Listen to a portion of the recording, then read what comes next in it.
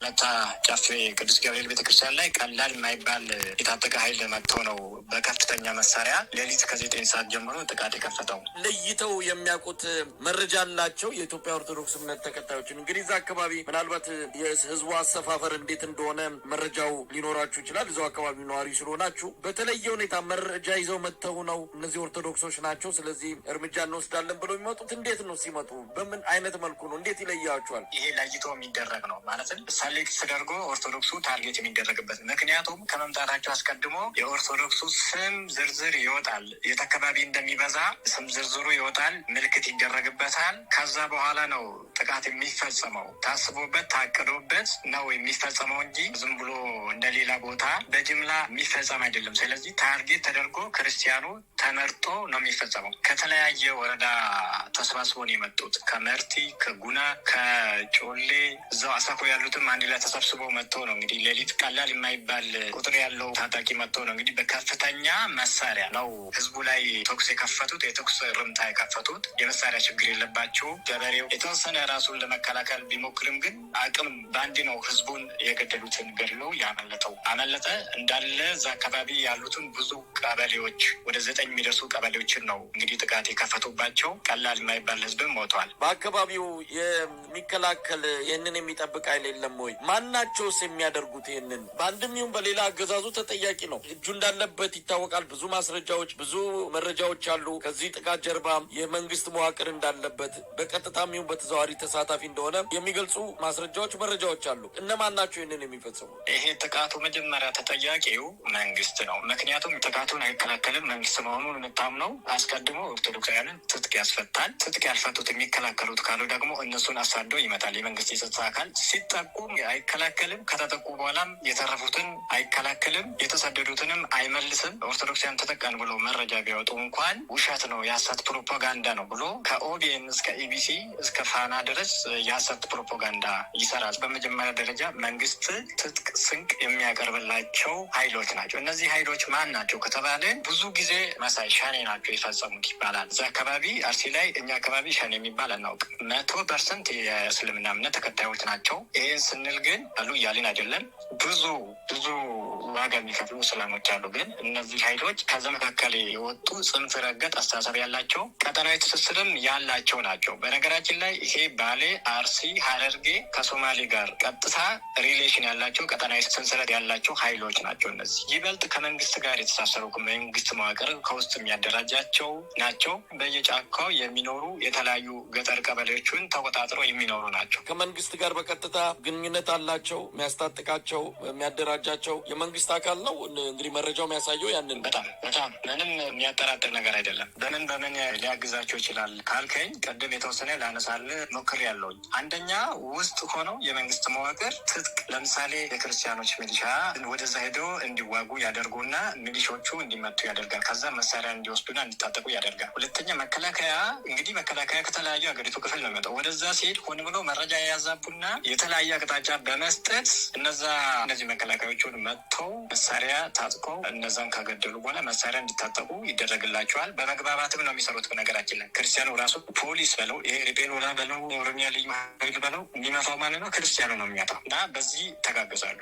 አሁን ምን ላይ ነው ያለው ሁኔታው? እንግዲህ የሟቾች ቁጥር እየጨመረ እንደመጣ ነው የምንሰማው። እስካሁን ባለው መረጃ ከ40 እስከ 45 ሰዎች መገደላቸውን የሚገልጽ ነው። እንግዲህ በስም ዝርዝር ተገለጸ። የአካባቢው የሀገረ ስብከት ያወጣው ቁጥር በጣም ትንሽ ነው፣ ግን በተለያዩ መረጃ ምንጮች የምንሰማው ከ40 በላይ የኦርቶዶክስ ተዋሕዶ እምነት ተከታዮች መገደላቸውን ነው። አሁን በምን ሁኔታ ላይ ነው ያለው? የሟቾች ቁጥር ይጨምራል የሚልም ነገር እየሰማን ነው። አዎ፣ ምክንያቱም ህዝቡ አልተገናኘም። በከፍተኛ መሳሪያ ነው ህዝቡ የተበተነው።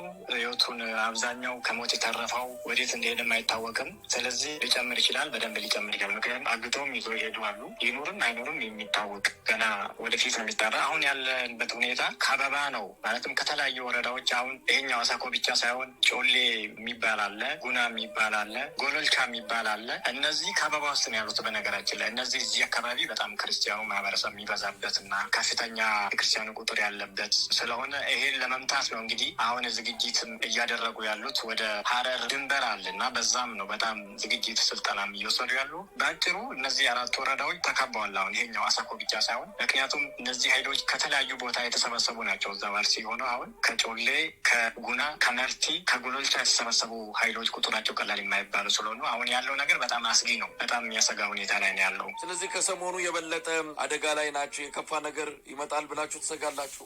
በጣም ከዚህ በፊትም ያየነው ነገር ነው። ምክንያት ብዙ ምልክቶችን አይተናል። ከጊዜ ወደ ጊዜ እየከፋ ስለሚሄድ እንቅስቃሴዎችም ስለምናይ የማይቆምበት ምክንያት አንደኛ የመንግስት መዋቅር ተባባሪ ነው 100%። በዚህ ላይ ደግሞ የሚታደግ ቦታው ላይ ደርሶ እኛን መታደግ የሚችል እኛ ምን አይነት ሁኔታ ላይ እንዳለን መጥቶ የሚያይ ሃይማኖት አባት ስለሌለ እልቂቱ የሚቀጥል ነው። ከጊዜ ወደ ጊዜ የሚከፋ ነው። አሁንም እየደረሰብን ያለው ይሄ ነው። አሁን ማህበረሰቡ ማን ነው ጥበቃ የሚያደርግለት? እንግዲህ የተሰደደው አለ፣ ሁሉም መንደር ወጥቶ አልቋል ወይስ የቀረው በምን ሁኔታ ላይ ነው ያለው? አሁን አሳኮ አብዛኛው ወረዳ ለቆ ወጥቷል። ህዝቡ የተወሰኑ 2 ወረዳዎች ብቻ ናቸው። አብዛኛው ወረዳ ለቆ ወደ ከተማው ወደ አንዳንድ ቦታዎች ወጥቷል። ባለፈው ብቻ ወደ 9 ቀበሌ ላይ ነው ጥቃት የተፈጸመው። ከዛ ወጥቶ አሁን ህዝቡ ወደ አንድ አካባቢ ነው የተሰበሰበው። እንግዲህ የሚፈለገው አንድ ላይ ለማጥቃት ያመቻቸው ዘንድ ህዝቡን አንድ ላይ ሰብስቦ ለማጥቃት፣ ሁለተኛ ደግሞ ህዝቡ ከወጣበትም ቦታ ደግሞ አዲስ ዲሞግራፊ የመፍጠር ስራ ነው እየተሰራ ያለው። ባጭሩ እዛ ወረዳ ላይ አሁን ህዝቡ እየተጸዳ እያወጣ ነው። የኦሮሚያ ክልል መንግስት መግለጫ ሰጥቷል። ሸኔ ላይ ማሳበቡን ወይም ማላከኩን የሚያሳይ ነው መግለጫው። ሸኔ የሚባለው አካል የቱ እንደሆነ እንግዲህ ግልጽ አይደለም። የኦሮሞ ነጻነት ሰራዊት ከዚህ በፊትም ሀዘኑን በመግለጽ ይሄ ነገር መጣራት አለበት፣ ማን ነው የሚፈጽመው የሚለው ሶስተኛ ወገን ምርመራ በማያደርግበት ሁኔታ ነው አገዛዙ በፍጥነት ሸኔ ነው የፈጸመው የሚለው። አሁን እናንተ የምታውቁት እዛ የመንግስት ኃይል ተባባሪ እንደሆነ በማደራጀት ስንቅና ትጥቅ በመስጠት የወረዳ ባለስልጣናት፣ የወረዳ የብልጽግና ሰዎች ከነዚህ ኃይሎች ጎን እንዳሉ ትገልጻላችሁ። ማን ነው ታዲያ የአካባቢው ማህበረሰብ የሚታደገው?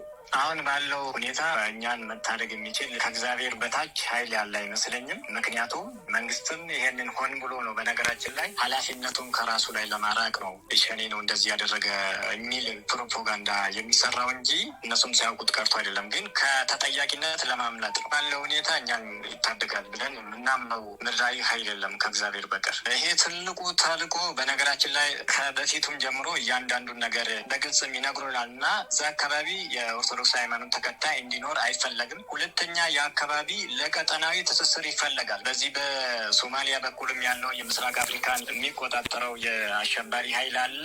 እዚህ አካባቢዎች ላይ ይሄ ቤዝ እንዲሆን ይፈለጋል። ግልጹን ስነግር ማለት ነው። ምክንያቱም እኛ ከልጅነት አውቀዋለሁ፣ በደንብ ስለምናውቀው ከልጆንን ስለምናውቀው አላማው እዛ አካባቢ የክርስቲያን ማህበረሰብ የሚባል እንዳይኖርና የአካባቢ ለዚህ ለጽንፈኛ ኃይሉ ማለትም ለዓለም አቀፍ ለሽብር መረብ ላለው ኃይል ቤዝ እንዲሆን ነው የሚፈለገው። ባሌ፣ አርሲ እስከ ሀረርጌ ሶማሌ ድረስ የተሳሰረ ሰንሰለት ያለው ኃይል ነው ማለት ነው። ብልጽግና ከዚህ ምን ይጠቀማል? ይህንን ኃይል የሚያደራጅበት የሚደግፍበት እንግዲህ ይሄ ድንበር ተሻጋሪ ከሆነ እንደዚህ አይነት እንቅስቃሴ የሚያደርጉ ኃይሎች አገዛዙ ለምን ፈለገው እነዚህን ኃይሎች መደገፍ? እንዲህ አይነት እርምጃ እንዲወሰድ በብልጽግና በኩል ተባባሪ የሆነበት ምክንያት ምንድን ነው? የፌዴራል መንግስቱ የኦሮሚያ ክልላዊ መንግስት በዚህ ደረጃ ይህንን ኃይል የሚደግፉበት የተለየ ምክንያት አላቸው? በሁለት መንገድ ማየት እንችላለን። አንደኛ የፌዴራሉ መንግስት በጠቅላላ እንደ ስርዓቱን ስናየው ኦርቶዶክስ ለስልጣኔ ስጋት ናት ብሎ ነው የሚያስበው። የኢኮኖሚም ጠርናት ለብልጽግና አትመችም ብሎ ነው የሚያስበው። ስለዚህ ይሄ በመዳከሙ ህዝበ ክርስቲያኑ በመጽዳቱ በዚህ ስርዓቱ ይጠቀማል። ሁለተኛ በዚህ ስርዓት ውስጥ ያሉ ደግሞ የእምነት ዓላማ ያላቸው ሰዎች አሉ። ይሄን ማስፈጸም የሚፈልጉ አካላት ይጠቀማሉ። ቤተ ክርስቲያኒቱ ምን እያለች ነው? እንግዲህ እዛ ሀገረ ስብከቱ አለ። እርግጥ መረጃ በመስጠት ረገድ አንዳንድ ነገሮችን ሀገረ ስብከቱ መረጃ እያወጣ ነው። የጠቅላይ ቤተ ክህነት ስራ አስኪያጅ ሆነ የቅዱስ ሲኖዶስ ዋና ጸሐፊ ግን መረጃው የለንም እያሉ ነው። እንደ ቤተ ክርስቲያኒቱ ምን እያለች ነው? በመርዳትም ሆነ ነገሩ እንዲበርድ ወይም ልጆቿን በመታደግ ረገድ የምታደርገው ጥረት አለ እዛ እናንተ አካባቢ? ምናልባት ዋጋ እየከፈሉ ያሉት አባቶቻችን ከኛ ጋር ያሉት ካህናት ናቸው። የላኛው መዋቅር አያውቀንም ማለት ይቻላል። በነገራችን ላይ ዝም ብሎ መግለጫ የሚወጣውን ፕሮፓጋንዳ ነው። የውሸት ጮኋል ተናግረዋል ማለት እንጂ ምንም ለእኛ የጠቀመን ነገር የለም። ምክንያቱም እኛ መግለጫ አይታደገን። እውነተኛ አባቶች እኮ ቢሆኑ እኮ መጥተው እንደነ አቡነ ጴጥሮስ መታደግ ይሉ ነበረ። ምክንያቱም አባትነት አስቀድሞ ለልጆች ራስ መስጠት ነውና ትላንት መግለጫዎች ወጥተዋል። አንዳንድ ሀገረ ስብከት ጳጳሳትም መግለጫ ወጥተዋል። ቅዱስ ፓትርያርኩም መግለጫ ሰጥተዋል። ያ መግለጫ ግን መሳይ በየጊዜው ተመሳሳይ ነው።